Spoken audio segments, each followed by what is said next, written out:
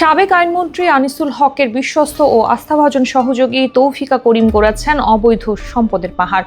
৫৬ কোটি টাকার অবৈধ সম্পদ, ৩৭৪ কোটি টাকার সন্দেহভাজন লেনদেনের অভিযোগ এবার তার বিরুদ্ধে মামলা করেছে দুর্নীতি দমন কমিশন।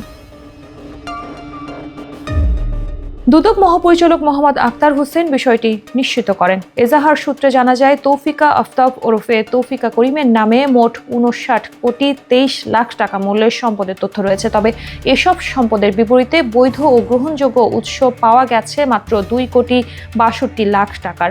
ফলে তার আয় বহির্ভূত সম্পদের পরিমাণ দাঁড়িয়েছে ৫৬ কোটি ৬১ লাখ টাকা।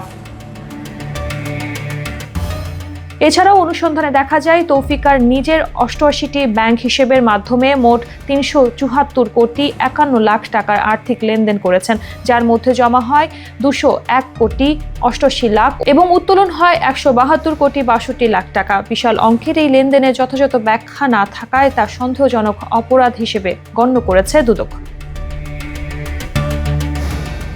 জানা যায়, আওয়ামী সরকারের আইনমন্ত্রীর দায়িত্ব পালন করা আনিসুল হকের ঘনিষ্ঠতার সুবাদে বিচারাঙ্গনে অঘোষিত প্রভাব বিস্তার করেছিলেন তৌফিকা করিম। উচ্চ আদালত থেকে শুরু করে নিম্ন আদালত পর্যন্ত তার প্রভাব বিস্তর ছিল।